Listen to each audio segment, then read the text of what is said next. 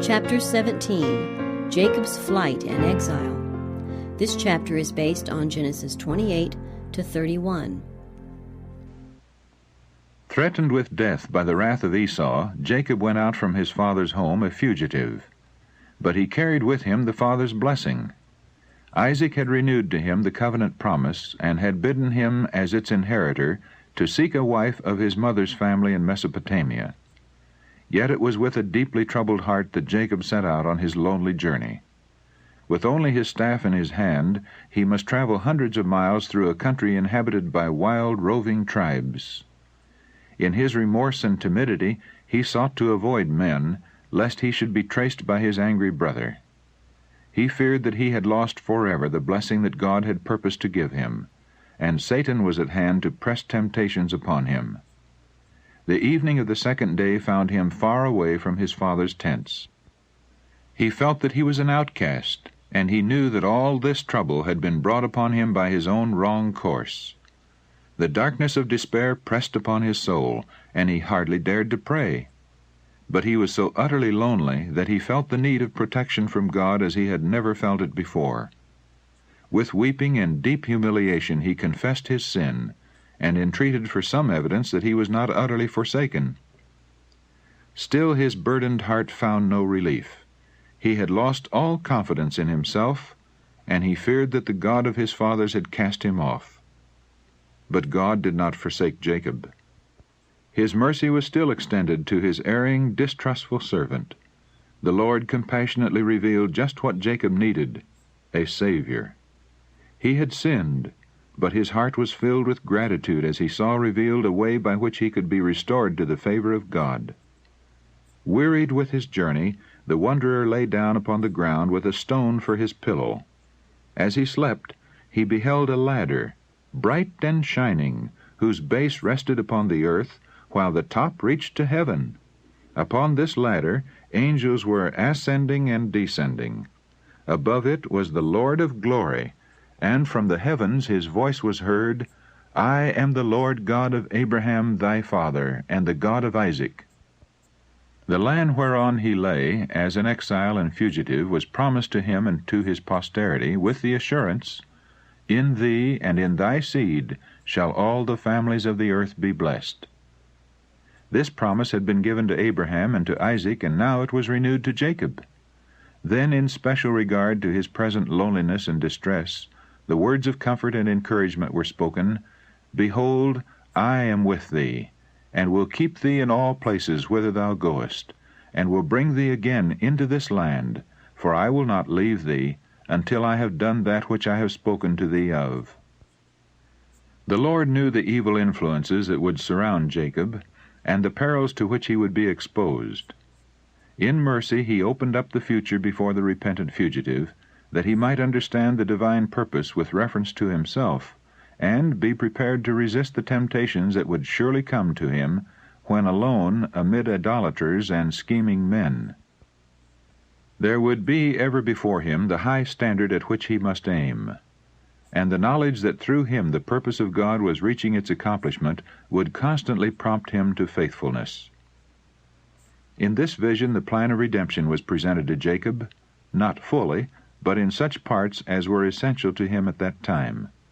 The mystic ladder revealed to him in his dream was the same to which Christ referred in his conversation with Nathanael. Said he, Ye shall see heaven open, and the angels of God ascending and descending upon the Son of Man. John chapter 1, verse 51. Up to the time of man's rebellion against the government of God, there had been free communion between God and man. But the sin of Adam and Eve separated earth from heaven, so that man could not have communion with his Maker. Yet the world was not left in solitary hopelessness. The ladder represents Jesus, the appointed medium of communication. Had he not, with his own merits, bridged the gulf that sin had made?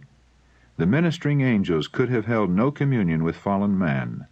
Christ connects man in his weakness and helplessness with the source of infinite power. All this was revealed to Jacob in his dream.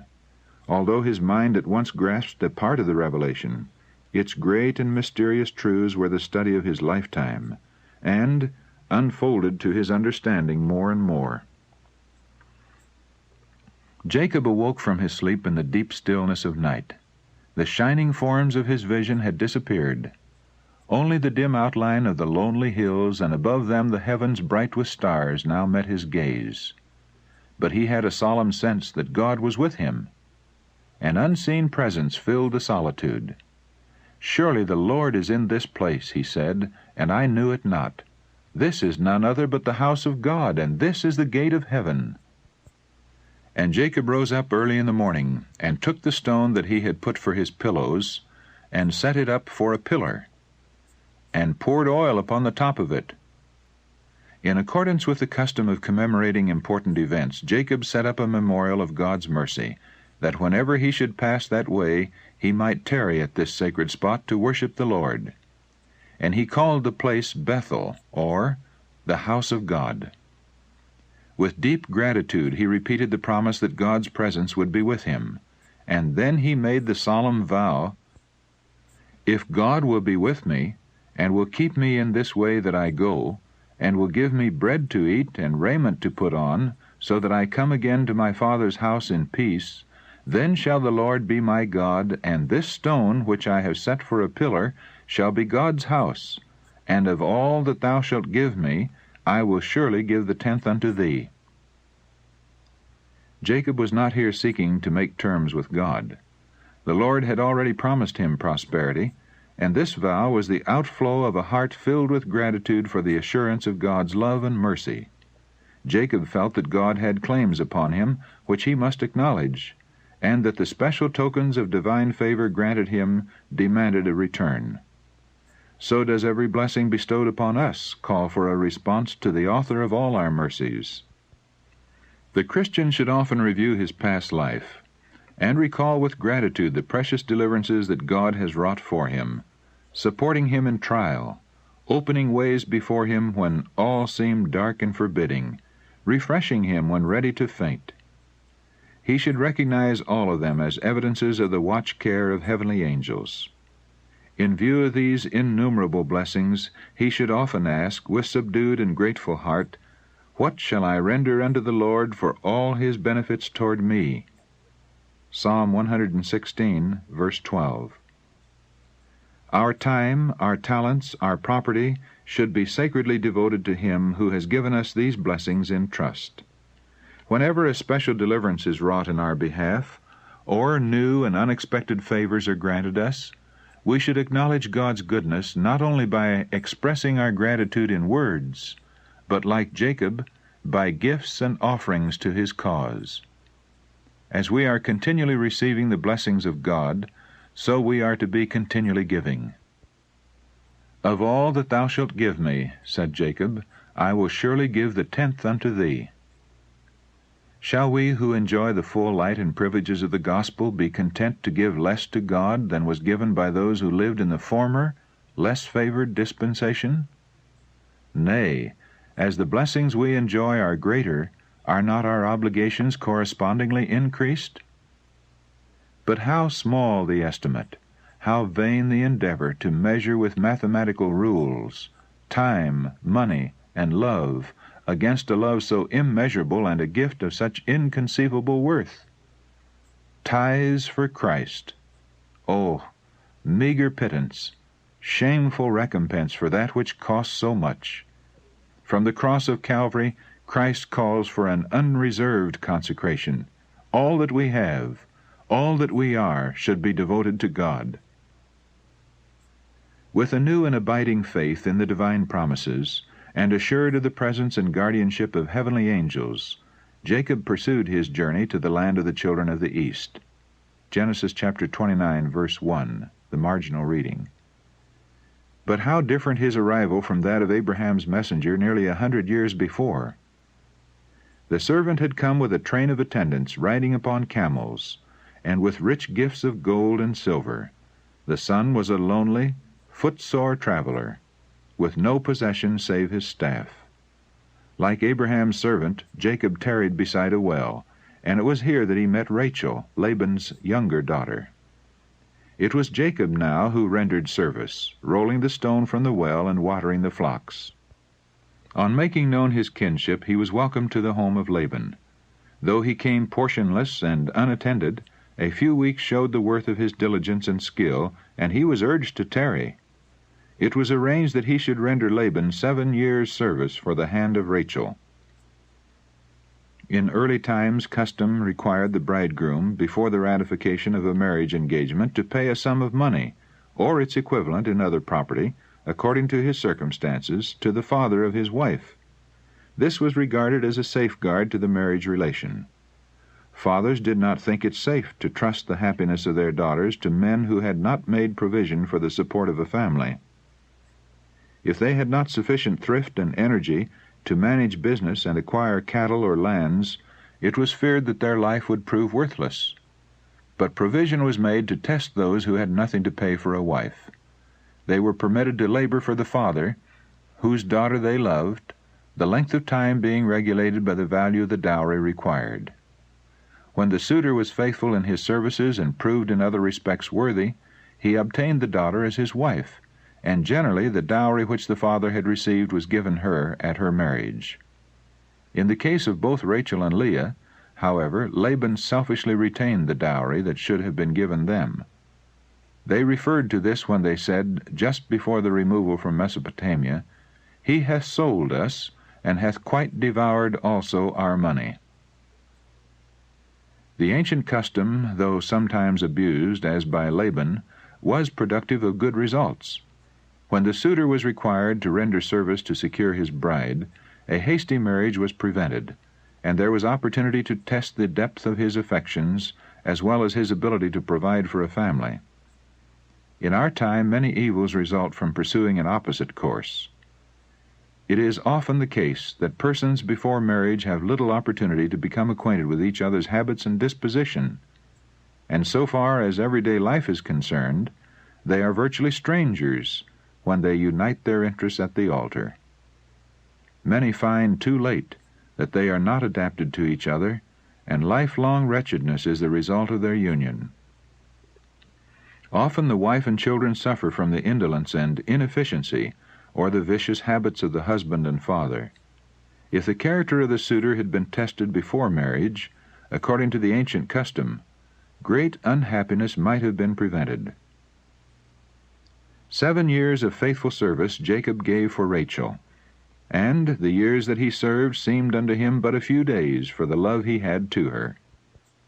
But the selfish and grasping Laban, desiring to retain so valuable a helper, practiced a cruel deception in substituting Leah for Rachel. The fact that Leah herself was a party to the cheat caused Jacob to feel that he could not love her. His indignant rebuke to Laban was met with the offer of Rachel for another 7 years' service. But the father insisted that Leah should not be discarded, since this would bring disgrace upon the family. Jacob was thus placed in a most painful and trying position. He finally decided to retain Leah and marry Rachel. Rachel was ever the one best loved, but his preference for her excited envy and jealousy, and his life was embittered by the rivalry between the sister wives. For 20 years Jacob remained in Mesopotamia, laboring in the service of Laban, who, disregarding the ties of kinship, was bent upon securing to himself all the benefits of their connection. 14 years of toil he demanded for his 2 daughters, and during the remaining period Jacob's wages were 10 times changed. Yet Jacob's service was diligent and faithful. His words to Laban in their last interview vividly described the untiring vigilance which he had given to the interest of his exacting master. "This 20 years have I been with thee. Thy ewes and thy she-goats have not cast their young, and the rams of thy flock have I not eaten. That which was torn of beasts I brought not unto thee. I bear the loss of it. Of my hand didst thou require it, whether stolen by day or stolen by night. Thus I was. In the day the drought consumed me, and the frost by night, and my sleep departed from mine eyes." It was necessary for the shepherd to watch his flocks day and night. They were in danger from robbers and also from wild beasts, which were numerous and bold, often committing great havoc in flocks that were not faithfully guarded. Jacob had many assistants in caring for the extensive flocks of Laban, but he himself was held responsible for them all. During some portions of the year it was necessary for him to be constantly with the flocks in person, to guard them in the dry season against perishing from thirst, and during the coldest months from becoming chilled with the heavy night frosts. Jacob was the chief shepherd. The servants in his employ were the under-shepherds. If any of the sheep were missing, the chief shepherd suffered the loss, and he called the servants to whom he entrusted the care of the flock to a strict account if it was not found in a flourishing condition. The shepherd's life of diligence and care-taking, and his tender compassion for the helpless creatures entrusted to his charge, have been employed by the inspired writers to illustrate some of the most precious truths of the gospel. Christ, in his relation to his people, is compared to a shepherd. After the fall, he saw his sheep doomed to perish in the dark ways of sin. To save these wandering ones, he left the honors and glories of his Father's house. He says, "I will seek that which was lost, and bring again that which was driven away, and will bind up that which was broken, and will strengthen that which was sick. I will save my flock, and they shall no more be a prey. Neither shall the beast of the land devour them." Ezekiel chapter 34, verses 16, 22, and 28. His voice is heard calling them to his fold, a shadow in the daytime from the heat, and for a place of refuge, and for a covert from storm and from rain. Isaiah chapter 4, verse 6. His care for the flock is unwearied. He strengthens the weak, relieves the suffering, gathers the lambs in his arms, and carries them in his bosom. His sheep love him, and a stranger will they not follow, but will flee from him, for they know not the voice of strangers. John chapter 10, verse 5. Christ says, "The good shepherd giveth his life for the sheep, but he that is an hireling and not the shepherd, whose own the sheep are not, seeth the wolf coming, and leaveth the sheep, and fleeth, and the wolf catcheth them, and scattereth the sheep. The hireling fleeth, because he is an hireling, and careth not for the sheep. I am the good shepherd, and know my sheep, and am known of mine." Verses 11 to 14. Christ, the chief shepherd, has entrusted the care of his flock to his ministers as under-shepherds, and he bids them have the same interest that he has manifested, and feel the sacred responsibility of the charge he has entrusted to them. He has solemnly commanded them to be faithful, to feed the flock, to strengthen the weak, to revive the fainting, and to shield them from devouring wolves. To save his sheep, Christ laid down his own life, and he points his shepherds to the love thus manifested as their example. But he that is an hireling, whose own the sheep are not, has no real interest in the flock. He is laboring merely for gain, and he cares only for himself. He studies his own profit instead of the interest of his charge, and in time of peril or danger he will flee and leave the flock. The Apostle Peter admonishes the under-shepherds, "Feed the flock of God which is among you, taking the oversight thereof, not by constraint, but willingly, not for filthy lucre, but of a ready mind, neither as being lords over God's heritage, but being ensamples to the flock." 1 Peter chapter 5, verses 2 and 3. Paul says, "Take heed therefore unto yourselves and to all the flock over the which the Holy Ghost hath made you overseers, to feed the church of God, which he hath purchased with his own blood. For I know this, that after my departing shall grievous wolves enter in among you, not sparing the flock." Acts chapter 20, verses 28 and 29. All who regard as an unwelcome task the care and burdens that fall to the lot of the faithful shepherd are reproved by the apostle, "Not by constraint, but willingly, not for filthy lucre, but of a ready mind." 1 Peter chapter 5, verse 2. All such unfaithful servants the chief shepherd would willingly release. The church of Christ has been purchased with his blood, and every shepherd should realize that the sheep under his care cost an infinite sacrifice. He should regard them each as of priceless worth, and should be unwearied in his efforts to keep them in a healthy, flourishing condition. The shepherd who is imbued with the Spirit of Christ will imitate his self-denying example, constantly laboring for the welfare of his charge, and the flock will prosper under his care. All will be called to render a strict account of their ministry. The master will demand of every shepherd, "Where is the flock that was given thee, thy beautiful flock?" Jeremiah chapter 13, verse 20. He that is found faithful will receive a rich reward. When the chief shepherd shall appear, says the apostle, ye shall receive a crown of glory that fadeth not away. 1 Peter chapter 5, verse 4. When Jacob, growing weary of Laban's service, proposed to return to Canaan, he said to his father-in-law, "Send me away, that I may go unto mine own place and to my country. Give me my wives and my children, for whom I have served thee, and let me go, for thou knowest my service which I have done thee."